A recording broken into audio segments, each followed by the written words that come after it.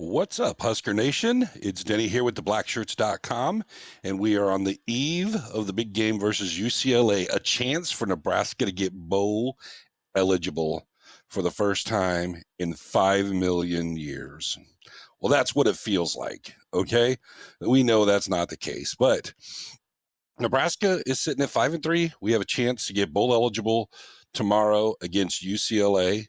It's going to be an interesting game. Weather might be playing a factor.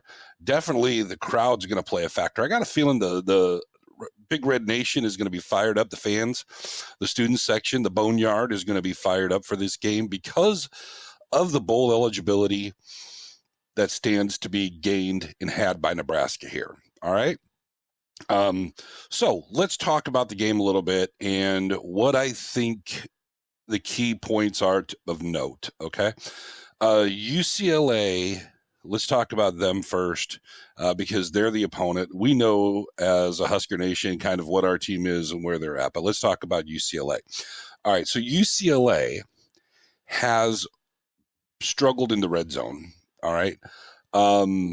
They rank 128th, I believe is what it is in the red zone offense right now. This is going to give Nebraska defense an opportunity to make the stop. We have seen the power of our defense, the Black Shirts. Okay. They just held Ohio State to one of their worst performances in years. Definitely this year. We've seen what happened there. This defense that we have is stout when they come to play, and I think they're coming to play. I do. I take Coach Rule at his word and believes that he's seen a champion mindset in his locker room all last week prior to Ohio State game, and we saw that hit the field. He's been vocal about that point, so I think we're going to see that champion mindset again in our Black Shirts, and I think they're going to hold UCLA to a very low score. UCLA is not racking up much points. I think their average is somewhere around 17 points a game, 17 and a half, something like that. So I don't expect them to all of a sudden become a scoring explosion team during this matchup. Not expecting that at all. So the other thing that I think is important to know is their third down stats. All right. So they're allowing third downs opponents to convert about 55% of the time. That's 133rd nationally. So we could exploit this. And if we could sustain some drives on offense, wear them down, I think third down conversions and first downs and moving the ball is going to be something that's going to come ease for Nebraska. Nebraska can march up and down the field. We've proven it, right? We just struggled getting in the red zone against Ohio State last week. If we would have scored in just some of those, it would have been a different game. Obviously, if the refs had a vision plan, then it would have probably been a different score too. But enough of that. Let's talk about UCLA. Back to that. I'll build a bridge and get the heck over the officiating that happened during the Ohio State game eventually. So UCLA's third down, their defense's third down conversion rate, they're allowing offenses to convert on them. I think that's going to be key. So Nebraska's going to move the ball, manage. I see no reason why we can't win the time of possession and the game. I think those are the two big keys. I get it. Ethan Garbers is a great quarterback. He's, he was Big Ten Offensive Player of the Week recently. But he hasn't. This Blackshirt defense is going to get to him. So their offense to our defense, definitely credit goes to and advantage to the Black Shirts. I don't think anybody disputes that. So now let's talk about our offense versus their defense. They've got some standouts. They got some things like that, but I don't see them stopping our offense. I think they run the same type of kind of pressured man to man that Ohio State does, right? And we saw Dillon start to scramble in that. And I think that we could create that opportunity. If it's the same defense, if they run, man pressure, that our offense could take advantage of that. It's not like, oh, we haven't seen this before.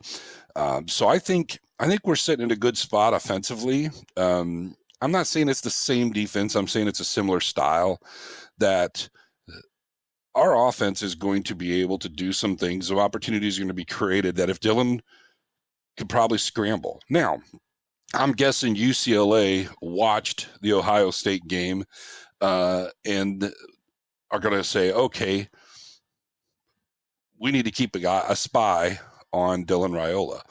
All right, cool, great, because what that's going to do is that's going to open up the opportunity probably for some, over the top passes to maybe some tight ends. Thomas Fidoni's having a big season.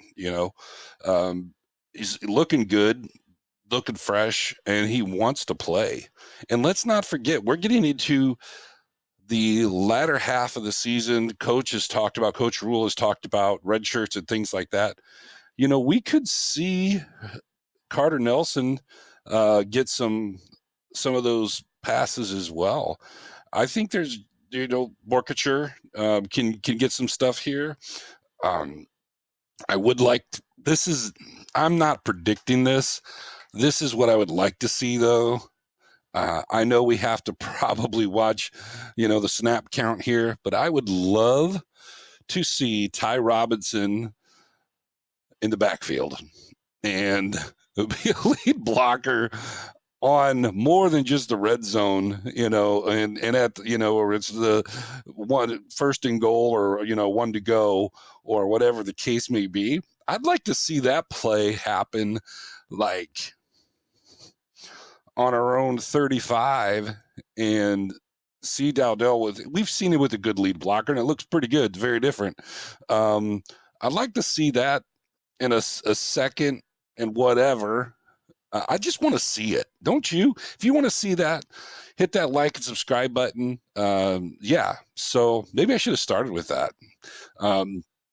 Needless to say, that's what I think. The man pressure, if they start keying off of Dillon, we're going to see an opportunity for our quarterback Dylan Raiola to make some over the top passes, hit some routes. And if they try and stop that, then that's going to open up the deep routes, right? Which, make no mistake about it, we got some speedster. Now, here's my concern. If we get forced into a passing game, because Nebraska can't get any run going, and we get forced into throwing the ball, not because of points, because I don't think points are going to become an issue. I don't think we're going to be playing catch up with UCLA at all, as far as the score goes. But if we get into a situation where nothing's happening with the run, they got to make a decision, and they're probably the decision's going to be a screen. I jest, but not really. But let's just say that, they've got to start tossing the ball a little bit. If the rain comes, and the rain, I think right now is predicted as a 20% chance around 3-4 o'clock. We haven't seen really Dillon in the rain, these receivers in the rain. But the prep work that Rule puts in and his staff, I'm very confident they've been throwing around some wet balls, and it's not going to be the first time that they're throwing those around. But as we know, practice, a live game is different. So let's wrap things up with my game prediction. I'm going back, and I think Nebraska is going to win. I think they're going to cover the spread, and I'm going to do something I don't always do anymore, but I'm going to actually put out a score prediction. I'm going UCLA 10, Nebraska 31. I got Nebraska by 3 touchdowns here. I think it's time. I think Nebraska becomes bowl eligible, makes a big win, wins by 21 points. Am I drinking the Rule-Aid?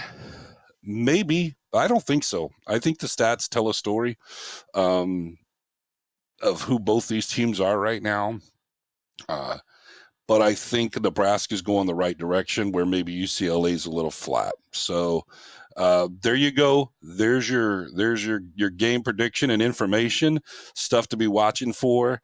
And if you like it, subscribe it, join it, whatever we're doing, whatever media you're consuming this on, and go Big Red. And we'll see you guys tomorrow. I plan on potentially going live, maybe up from the media room back in the area, or who knows, maybe I'll go live on field on TikTok, or definitely not on YouTube, but it'll be something like either TikTok or Facebook. Follow along.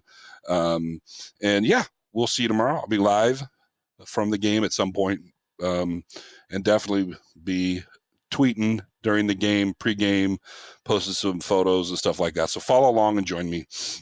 Appreciate y'all. We'll see you later. Peace.